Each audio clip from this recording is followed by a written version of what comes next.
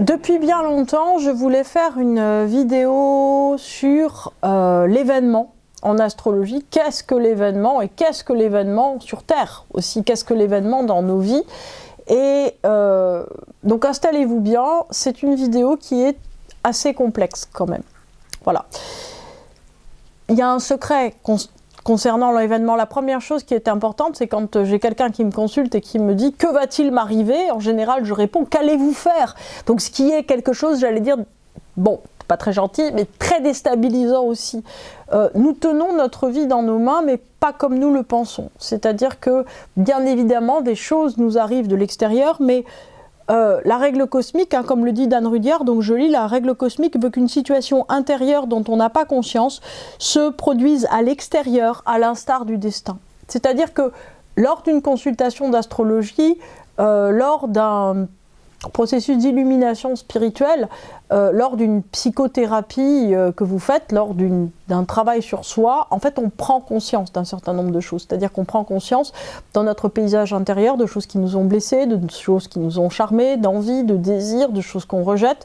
Et en fait c'est toutes ces choses-là dont on prend conscience. Alors on a deux manières possibles, c'est-à-dire que si on en a suffisamment pris conscience, au fond, on va voir arriver l'événement, c'est-à-dire qu'on va comprendre qu'on est co-créateur de notre vie. C'est-à-dire que très souvent, moi par exemple, quand je me demande ce qui va se passer, je me dis, mais je ne sais pas ce que je désire le plus.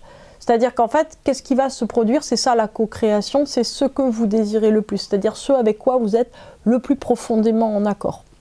C'est paradoxal, mais c'est comme ça que ça fonctionne. C'est-à-dire que, en fait, plus vous allez mettre la lumière de conscience sur les différentes composantes, on va dire, de votre désir, de vos envies, de vos manques, de vos peurs, etc., plus, en fait, il y a une espèce de cohérence qui se fait. Cette cohérence, si vous voulez, c'est une espèce d'envoi de bouteille à la mer, vous voyez, d'appel que vous faites vis-à-vis du destin, vis-à-vis du monde, et en fait, la vie vous répond. Alors là où on n'est pas totalement, j'allais dire, libre, c'est-à-dire qu'on est très lisible, en tout cas pour un astrologue qui a votre carte, c'est que l'astrologue qui a votre carte, il a votre composante, il a l'ensemble de vos composantes, c'est une carte astrale en fait. Donc en fait, on peut savoir, si vous voulez, vers quoi tend un humain, vers quoi tend quelqu'un, puisque tout simplement, si vous voulez, tout est écrit, c'est le chat qui miaule, tout est écrit, il est d'accord, tout est écrit, si vous voulez, dans une carte. Et en fait, ce qu'on ne sait pas en tant qu'astrologue, c'est à quel moment en fait la personne va décider de faire la cohérence, c'est-à-dire de faire l'harmonie des choses. Ça, c'est un point d'interrogation. C'est-à-dire que si on imagine que quelqu'un, ou que n'importe qui, si vous voulez, veut avant tout l'harmonie de ses désirs, veut l'harmonie de ce dont il est porteur, alors en fait, il arrive ce que cette personne souhaite. C'est-à-dire qu'en fait, si vous voulez, là où il arrive des choses qu'on ne souhaite pas ou qui nous surprennent, c'est quand on n'a pas conscience. Donc à quoi sert une consultation d'astrologie? À quoi sert une psychothérapie? À quoi sert du travail sur soi? À quoi sert le fait de faire un chemin de Compostelle? Ça sert à prendre conscience de ce qu'on veut vraiment. C'est-à-dire que ça sert à mettre en ordre notre monde intérieur. Alors l'idée, si vous voulez, c'est... Il y a une autre manière, hein. L'idée, c'est donc que comment on prend conscience en général des choses par la confrontation. Par la confrontation à quoi? Par la confrontation justement à cet événement qui est relativement inabouti par rapport à ce qu'on veut, c'est-à-dire que l'événement qui nous arrive est l'ensemble des contradictions dont on est porteur. J'ai envie de rencontrer quelqu'un, mais je n'ai pas de place pour quelqu'un dans ma vie. Ah bah je rencontre quelqu'un qui habite à 5000 km, c'est logique, ou qui n'est pas libre, ça arrive. En fait, l'idée, si vous voulez, c'est que d'une certaine manière, le monde extérieur nous renvoie exactement ce que nous désirons le plus. Donc en fait, la signification d'une expérience ne va pas se révéler d'emblée, elle va se révéler au fond au fur et à mesure du temps. C'est-à-dire qu'une expérience, si vous voulez, un événement qui vient nous frapper de l'extérieur, va nous servir à prendre conscience de nos incohérences, de nos contradictions, de nos paradoxes internes. En général, quand on est mis face par la prise de conscience de l'événement, quand on est mis face à nos paradoxes intérieurs, qu'est-ce qui se passe? On essaye de remettre en route. On se dit, ah bah non, ça c'est pas tout à fait ça. Donc en fait, croyant rejoindre cet homme qu'on aime, cette femme qu'on aime qui est à 5000 km, en fait, ce qu'on est en train de faire en réalité, c'est remettre en phase notre désir avec nous-mêmes. C'est-à-dire dire véritablement ce qu'on veut dans le monde, ce qu'on veut réaliser. Donc le fait de le convaincre ou de la convaincre, de quitter son compagnon, sa compagne actuelle, de mettre en œuvre des choses, de décider de déménager au Canada ou en Australie, tout cela en vérité, n'est qu'une mise en phase intérieure avec notre composante intérieure. Donc en fait, on se transforme à mesure, si vous voulez, qu'on est confronté à des événements. Et d'ailleurs, le meilleur travail sur soi, c'est la vie. Hein. C'est pas le fait de s'enfermer, j'allais dire, pour réfléchir sur soi ou écrire dans un cahier ou envoyer des petits papiers sur la mer en se disant, voilà, l'océan aura soin de moi. Non, en fait, c'est tout simplement la confrontation à l'expérience qui va faire que ça remet en place, et la réflexion qui va avec évidemment, que ça va remettre en place, on va dire, les différents bouts de votre personnalité. Alors, la question, c'est que se met là-dedans la question du temps, et ça, c'est quelque chose qui m'est souvent demandé, puisque moi, je fais une grosse différence, enfin, c'est pas moi, hein, c'est n'importe qui fait de la spiritualité, entre le temps linéaire et le temps vertical, donc qui sont deux temporalités complètement différentes. Ce qui est clair, si vous voulez, c'est que quand un événement a eu lieu, cet événement, si vous voulez, on se dit, est-ce qu'il a un sens, est-ce qu'il n'a pas de sens? Qu'en est-il du sens de cet événement? Au cœur de l'événement, l'événement va se doter, se vêtir, vraiment s'habiller d'une signification profonde. Un jour après, il va déjà s'être enrichi de quelque chose. Il va s'être enrichi de la journée que vous avez passée, de l'expérience que vous aurez donnée. Un mois, un an, 10 ans après, cet événement va prendre une signification beaucoup plus profonde, beaucoup plus intérieure, beaucoup plus extérieure, en tout cas différente. C'est-à-dire que tout ce qu'on a vécu se relie au fur et à mesure de notre présent. Alors se relie, on peut le lire dans le sens de reliance, c'est-à-dire se lie à d'autres événements, se met en phase avec d'autres choses, mais on peut se dire aussi se relie, LIT, c'est-à-dire vous allez poser un regard et vous allez comprendre différemment. C'est-à-dire que vous allez vous dire, mais ce qui m'est arrivé il y a un an, c'est très clair, ça veut dire ça, en fait, parce que si c'était pas arrivé, alors telle chose n'aurait pas enchaîné, etc. Il faut savoir que n'importe quoi qui vous arrive va tracer une voie, c'est-à-dire que ça va être l'origine ou le point de départ d'autres choses. En fait, il ne faut pas s'inquiéter, c'est-à-dire que si on se dit, bah, j'ai fait le mauvais choix, vous inquiétez pas, ce mauvais choix va avoir des conséquences qui va, en fait, si vous voulez, comme un fil, vous ramener à quelque chose que vous auriez vécu de toute façon, amené par un autre enchaînement de fil à aiguille. Donc, c'est important de voir, si vous voulez, que somme toute, on se dit beaucoup, vous voyez, que nos choix sont très importants, etc. Ce qui est très important, c'est en fait d'être en phase intérieurement avec ce qu'on veut, de comprendre ce qu'on veut le plus. C'est pas un phénomène psychologique, c'est-à-dire, par exemple, tout le monde se dit, je veux être aimé, je veux plus d'argent, je veux me mettre au vert, je veux ceci. En fait, on formule tous des « je veux ». Le problème, si vous voulez, c'est pas « je veux ». Le problème, c'est en fait d'arriver à voir, j'allais dire, toutes les implications de notre désir que on connaît dans toutes les strates de notre personnalité et comment ça se joue par rapport à nous. Qu'est-ce qu'on a peur, qu'est-ce que ça touche, etc. Et vers quoi ça va. C'est-à-dire qu'il faut quelquefois 1 an, 2 ans, 10 ans, 15 ans, 20 ans pour se mettre en phase avec notre désir. Quelquefois, j'ai des gens en consultation qui me disent « Ah, mais pourquoi j'ai attendu tellement d'années pour rencontrer quelqu'un? Pourquoi j'ai attendu tellement de temps pour ceci ou pour cela ?» Et en vérité, si vous voulez, c'est le temps qu'il a fallu pour mettre en accord deux choses complètement contradictoires. Parce que, en fait, si on est porteur de deux choses trop contradictoires, il ne se passe rien. Il n'y a pas d'événement. Donc ça, c'est une chose qui est très importante. C'est-à-dire que si vous trouvez qu'il n'y a pas suffisamment d'événements, suffisamment de surgissement en fait dans votre existence, ça veut dire en fait que vous êtes bloqué par une contradiction interne. C'est-à-dire que c'est un « je veux, je ne veux pas ». Alors, maintenant, la question c'est quelle vision de l'univers on veut être profondément.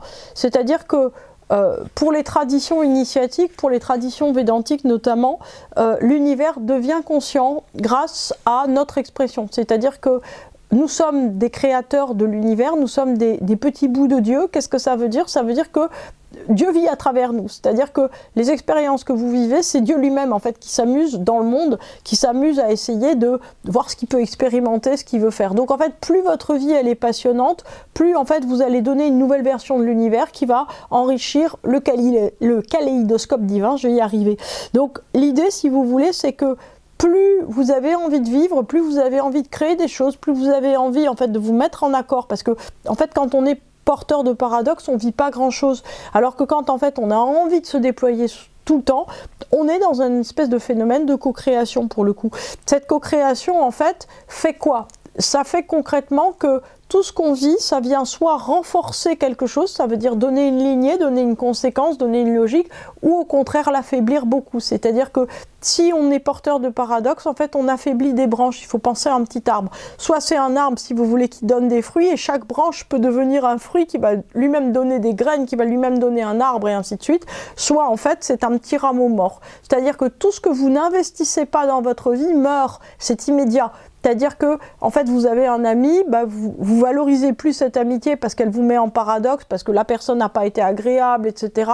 Cette branche meurt, tout simplement. Donc, il peut y en avoir d'autres, évidemment, mais il faut savoir qu'en fait, on est très responsable, on est co-responsable de tout ce qu'on vivifie dans notre vie. D'où la démarche, vous voyez, du minimalisme par rapport aux objets, qui se dit, mais aimez passionnément tous les objets, la tasse, l'écharpe, le jean que vous avez dans votre vie, dans votre placard, parce que en faisant ça, vous allez vraiment en profiter. Alors après, si vous êtes super fort, vous pouvez aimer tout un tas d'objets, mais il faut en prendre soin. Ça veut dire que, en fait, c'est du réinvestissement continuel. Si vous comprenez pas ça, pensez à l'idée de l'ordre. Par exemple, vous passez un week-end, vous rangez super bien votre maison ou votre appartement. Même en imaginant que vous n'avez pas d'enfants et pas d'animaux et pas de rien en fait qui dérange, pas de compagnon, pas de compagne, rien qui dérange, que vous êtes seul et tranquille. Et en fait vous allez voir que même si vous n'avez pas bougé grand chose, une semaine après, cet ordre que vous avez mis, il va paraître moins vivant, moins vibrant. 2 semaines après, il va paraître plus terne. 3 semaines après, si vous n'avez absolument rien changé, il y aura peut-être une accumulation physique de poussière, mais en tout cas, si vous voulez, il y aura une pesanteur. C'est-à-dire que l'ordre est quelque chose qui se remet en ordre constamment. Si vous voulez en fait avoir une vie qui soit formidable, il faut la vivifier, il faut vivifier tous ces rameaux constamment.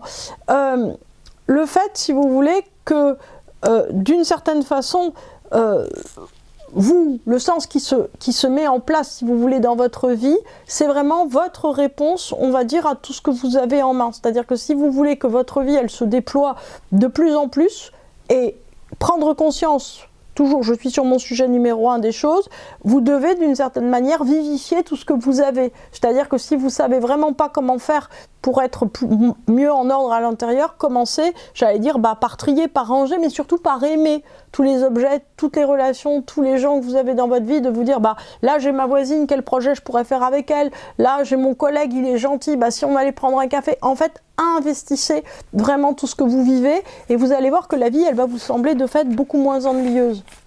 Alors la question, si vous voulez, c'est que on se retrouve dans cette espèce de paradoxe qui me tient beaucoup à cœur, parce que je m'appelle Nitya. Nitya, ça veut dire quoi? Ça veut dire éternité. Donc je fais une fixette sur le temps réellement. Depuis que je suis petite, en fait, le temps est pour moi quelque chose d'extrêmement problématique et complexe. En fait, c'est comme si profondément j'étais certaine, et je suis pas la seule, j'ai découvert que c'était aussi un sujet, par exemple, pour les védantistes, donc les grands philosophes, les grands sages de l'Inde, en fait, le temps n'existe pas. Par contre, par exemple, nos corps sont coincés dans le temps. Par exemple, en fait, nos événements sont coincés dans le temps. C'est-à-dire qu'on est capable de se dire, il y a une cause, il y a un fait, il y a une conséquence. Et en fait, on se trompe. C'est-à-dire que souvent, si vous voulez, l'univers, il saute à pieds joints d'une chose à l'autre. Et l'incarnation, si vous voulez, le fait de naître, de grandir, de mourir, en fait, c'est vraiment la manifestation du temps linéaire. Alors, c'est quoi cette chose, le temps linéaire? C'est passé, présent, futur. C'est tout simplement le fait que un événement, si vous voulez, il naît, il se déploie et il meurt, si vous voulez, comme une relation, comme une personne, comme, j'allais dire, une construction. Vous voyez, une maison, elle s'édifie, elle se maintient, et puis à partir d'un certain moment, elle commence à j'allais dire, à devenir, à se détruire, vous voyez.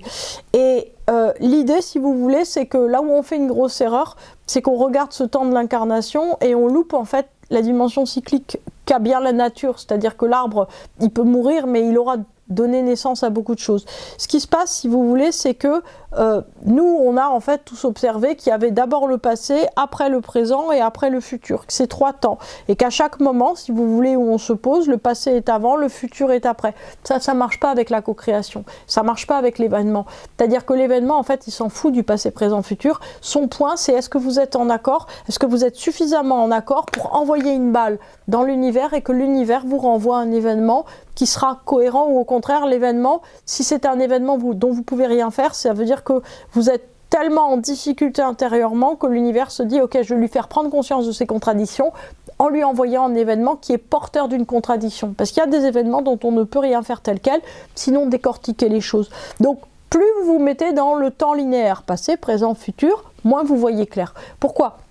Parce que vous vous mettez sur une logique, c'est-à-dire que vous vous dites, attends, il y a bien une logique dans ce truc-là, et la logique, elle est toujours la même, c'est-à-dire que vous vous dites, il y a le principe, il y a la réalisation, et il y a la conséquence. Ça marche jamais. Pourquoi ? Parce que le passé, il passe son temps à s'inviter dans le présent. C'est-à-dire que, en fait, vous pensez qu'il vous est arrivé des choses, peut-être que vous allez passer 15 ans, 20 ans, 30 ans sur cette même chose, notamment des traumatismes. On a l'impression qu'en fait, les traumatismes, ils s'invitent. Vous voyez, un traumatisme qu'on a connu dans l'enfance, on peut le vivre à l'âge adulte, on peut le vivre même quand on est vieux. Et aussi, heureusement, des joies, c'est-à-dire qu'il y a des choses qui ont été tellement importantes dans votre vie que quelquefois, en fait, on continue de les vivre, c'est-à-dire que ça continue d'irriguer en nous des choses très importantes. Moi, par exemple, je me rappelle que il y a 2 rêves que j'ai faits, qui sont des rêves très importants, que j'ai faits quand j'avais 14 ans. 13 ans, 14 ans. Ces rêves, en fait, m'habitent complètement. Je me rappelle un jour que j'avais la grippe aussi, et que j'ai lu une page d'un livre, et en fait, ce livre, en fait, il m'a dit quelque chose. C'est ce sur quoi je vis encore aujourd'hui. Je ne dirais pas ce que c'est. Et en fait, si vous voulez, le passé, il s'invite tout le temps dans le présent. Il y a des tas d'heures qui servent à rien, et il y a au contraire des moments qui sont absolument précieux. Maintenant, le présent, si vous voulez, en fait, il est effectivement toujours, j'allais dire, modelé par des choses qu'on a jugées essentielles ou qui nous ont marqué de leur contradiction et qui s'invitent dans notre présent, mais le futur modèle notre présent. C'est-à-dire que le présent, il regarde toujours vers quelque chose. Et enfin, effectivement, le présent, il est lourd d'ennui, c'est j'allais dire sa tonalité, c'est-à-dire que quand il n'arrive pas à créer des choses, il s'alourdit, il cherche à s'occuper. Rien de pire qu'un enfant qui cherche à s'occuper, mais rien de pire qu'un grand qui cherche à s'occuper et qui se dit, etc., ah là là, je sais pas quoi faire de mon temps, ça m'arrive jamais ça. Mais l'idée, en fait, c'est que quand on ne sait pas quoi faire de son temps, c'est avant tout qu'on est triste. Et ça, c'est une chose importante. Et pourquoi on est triste ? Parce qu'on n'arrive pas à irriguer les choses qu'on a dans notre vie, parce qu'on ne voit pas que c'est notre vie. On n'a pas compris que le fauteuil qui est là, le canapé, nos vêtements, nos animaux, nos gens, les gens autour, tout le monde fait partie de notre vie. Donc en fait, pour ne pas s'ennuyer, il faut commencer à donner le maximum d'énergie, de force, d'engagement dans tout ce qu'on est, dans tout ce qu'on vit. En fait, la pensée de la co-création, c'est-à-dire comprendre que les événements qui nous arrivent, on en est responsable, c'est-à-dire qu'on les crée complètement, c'est ça qui permet de reprendre nos rêves ou reprendre nos rênes. C'est-à-dire que c'est ça qui permet en fait de comprendre que la vie, elle va se modeler en accord avec ce que vous voulez. C'est-à-dire que en fait, on est dans quelque chose et c'est ça qui est très compliqué. Moi, je sais que j'avais été très frappée, vous voyez, par l'expérience des moines de Tibérine qui tenaient un journal. Donc, comme tout le monde, j'ai été très frappée par ces pauvres 7 moines qui ont, je ne sais pas s'ils sont 7 ou 13, bon, c'est pas grave. Vous voyez l'idée, en tout cas, il y en a toujours trop qui ont été assassinés. Et en fait, quand on lit le journal de l'un d'entre eux, il dit, mais en fait, j'attends et j'accueille le martyr, et je sais que tôt ou tard, je serai un martyr. Et j'ai été très frappée de ça, à la lumière justement de la lecture de la co-création, parce que je me suis dit, bon sang, mais il a créé la condition de son martyr. Au lieu de, j'allais dire, d'une certaine façon, se dire, je dois devenir Mère Teresa et je dois changer le monde, de cette manière-là positive, il s'est dit, mon martyr est nécessaire pour changer le monde. Alors c'est vrai que ça, son sacrifice a changé la donne de l'équilibre pour la chrétienté au Moyen-Orient, ça a beaucoup frappé des gens, ça a fait des films, ça a beaucoup aidé en fait la religion chrétienne, c'est sûr, mais en fait, pourquoi a-t-il choisi ce rôle-là ? Sans doute parce que, quelque part, il avait une contradiction interne et que, d'une certaine manière, le plus haut sacrifice qu'il pouvait faire pour Dieu, pour le Christ, c'était de vouloir se sacrifier justement. Et la question, c'est qu'en fait, il nous arrive, malgré tout, j'allais dire, que ce qu'on accueille. Donc c'est vrai que c'est très compliqué quand on se dit, il y a des enfants qui sont pris là-dedans, il y a des événements qui sont ultra violents. Je ne vais pas rentrer dans le débat. J'allais dire, moi, je n'ai pas la compétence spirituelle d'avoir une vue pour expliquer le malheur du monde. Ce qui est clair, si vous voulez, c'est qu'en tout cas, à l'échelle de nos vies, et que je vous souhaite les moins violentes possibles, on est, si vous voulez, mu par des contradictions et par des phénomènes de replay qui sont toujours là. C'est-à-dire qu'on réactualise nos expériences dans le présent constamment pour essayer en fait de quoi faire, de résoudre les paradoxes dont on est porteur. C'est-à-dire qu'en fait on se dit, ah bah là j'ai raté, attends je vais recommencer, comme si on repassait un examen encore et encore pour se remettre en accord. En fait, si vous voulez, la question, c'est que le monde matériel, le monde qu'on a autour de nous, en fait, il est sans âme. C'est-à-dire que fondamentalement, qu'est-ce qui donne une âme ? Vous, moi. C'est-à-dire que c'est l'impulsion. Vous voyez, c'est-à-dire que c'est l'impulsion de l'âme, c'est l'engagement, c'est l'amour que vous portez qui va faire quelque chose, qui va rendre beau quelque chose. C'est votre regard, c'est votre soin, c'est votre amour. C'est-à-dire que, vous voyez, par exemple, quand on dit comment on fait pour décorer une maison, bah, invitez des amis, faites des fêtes avec vos enfants, faites cuire des gâteaux, faites cuire des confitures, cousez des rideaux, faites des choses. En fait, aimez des choses, vivez des choses heureuses. C'est ça qui fait qu'une maison, elle est belle. C'est pas parce que vous aurez embauché un architecte d'intérieur absolument super. Ça peut aider, mais c'est pas le point. Le point, si vous voulez, c'est que on arrive dans quelque chose où tout à coup, si vous voulez, il y a une chaleur humaine qui est tellement forte qu'en fait, elle se transmet de génération en génération. En fait, si vous voulez, le corps, c'est la même chose que le monde. C'est-à-dire que c'est quelque chose qui n'a pas d'âme en soi, qui n'a pas d'esprit, et c'est nous qui devons l'impulser. Les événements, en fait, c'est que, j'allais dire, la dévotion, l'envie, si vous voulez, que quelque chose, en fait, nous remette en accord intérieur et nous permette, en fait, d'avoir cette expression la plus importante possible pour vivifier le monde.